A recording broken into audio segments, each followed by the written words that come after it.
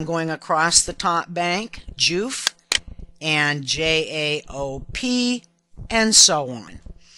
So this is just to give you an idea of how you can split the two sides, okay?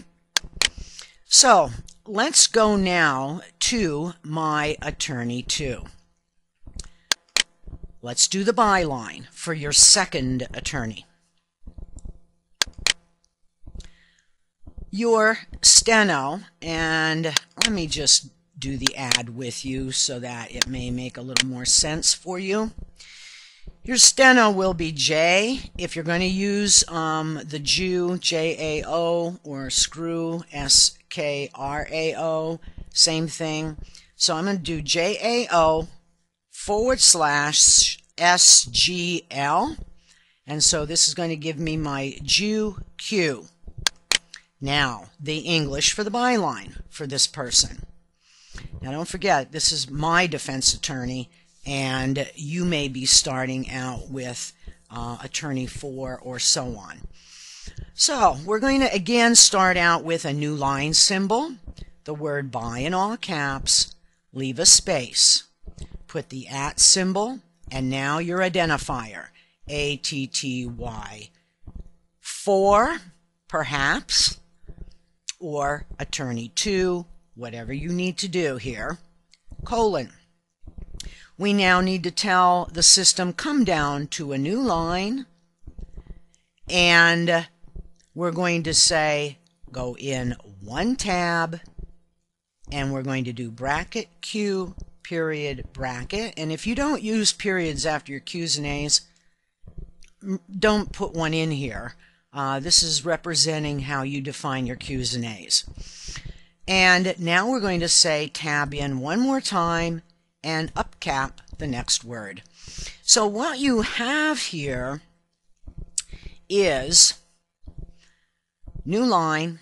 So when you do Jew Q, it's going to say come down onto a new line, put the word by, use the identifier, colon, new line, tab 1, give me a Q period, tab again, and upcap my next word. So now you have the byline for your second attorney or the first attorney on the other side. However, this makes sense to you to put these in order. And again, if you're getting a conflict resolution screen, if you hit add, you're going to make a conflict. Do not do that for super tokens. I'm going to cancel again, and it doesn't like that. And let me close the screen. Okay, so we've got our byline here now. Now we need the colloquy for this person. So I'm going to go up here, and you're going to go to add while I'm in modify. Now, my steno is going to be JAO. And again, if you do not have an alternate paragraph style, your define will be period, if you're going to use punctuation, less than, symbol for a new line. Then you need to use the greater than for however many tabs you come in for your colloquy. Typically, it's going to be 2 or 3. So put in however many tabs you need, the @ symbol, and your ATTY4, whatever you used for your byline for this person, colon, upcap. Those of you who have the alternate paragraph style, yours will be period, open square bracket, P colon, the word colloquy, close the bracket, new line, at ATTY2 or 4 or whatever you're doing, colon, upcap. And now you should have created 2 bylines for your attorneys and 2 colloquy entries. You can make as many of these as you wish. Obviously, the other thing you want to do is when you have an untranslate, you've misstroked your snoo Q, Jew Q, snoo or Jew, whatever it is.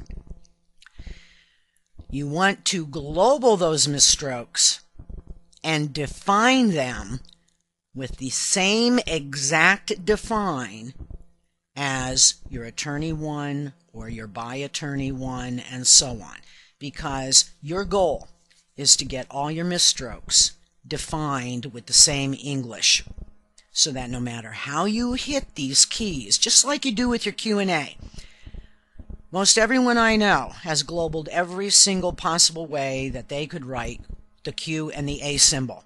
You want to do the same with this. Eventually, you'll have them all in, and you will never, ever, ever again have to define any of this. All right, this is part 1 to this little scenario. Now, the second part of this is, I want you to come up here and I want you to scroll down, and you should see and let me go up here, and I'm going to go down to tokens. Now, you should have a dictionary called tokens. If you do not, for any reason, go to build job and name the job dictionary tokens in all caps. If you do have it, let's open it.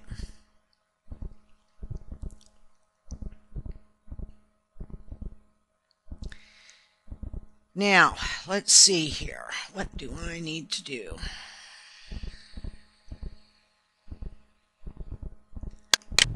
I'm going to exit out of my dictionary for one moment, and I'm going to go back in here. And you may need to do the same. And I'm going to select tokens again, and I'm going to open it again. Okay. Now, if you have at 0, 1, 2, 3, 4, and so on here in your list,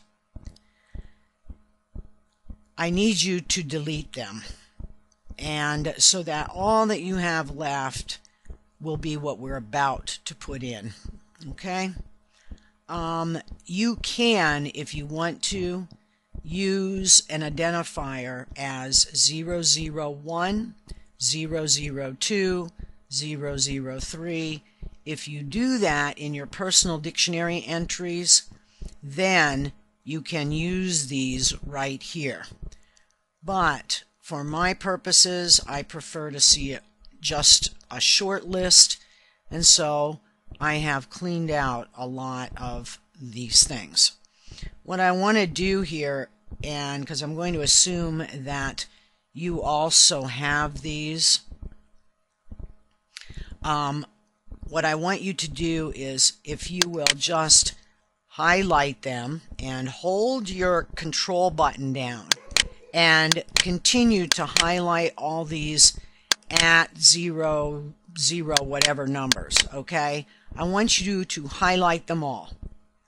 When you're finished doing that, then you can go up to the word tags, if you remember this when we covered the dictionary area, and you can say delete tagged entries, say OK to that, and they're gone. Okay? So I want you to do that and clean them all out. Now, first things first. You should have a completely blank screen here when you're done deleting all this business. What I want you now to do, you're in your tokens dictionary, I want you to click on the add button. And what I need you to do for the steno, you are going to use what you used as your identifier in your personal dictionary when we were setting up our bylines and our colloquy. So I'm going to use the at symbol, ATTY1, and in the English you can type in one of your attorneys. Okay? And then click Add. Now, I already have this done, so I'm going to close it because right here is my entry. It's Add Attorney 1, and I've got Mrs. Logan here. Okay? Have to make myself and my mother famous. The next thing you're going to do is you're going to hit your Add button again, and this time you're going to put in @ ATTY2 or whatever you used as the identifier for your second attorney. And again down here, please type in an attorney name the way you would want it to appear in real time. And right here is my finished one. Okay, Add Attorney 2, Ms. Adams. All right? Now, let me explain how this works. First of all,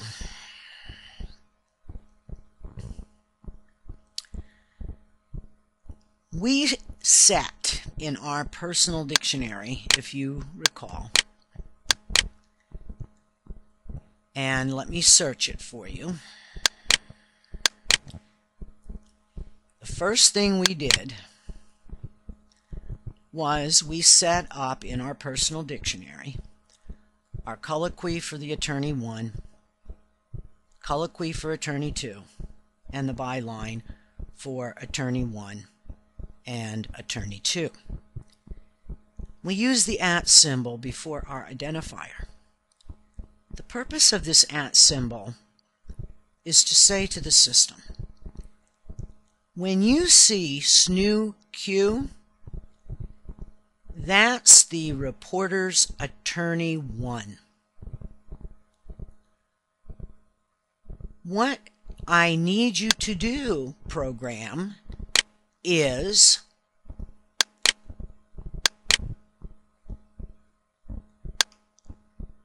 attach attorney 1, which is right here, attorney 1, to Miss Logan.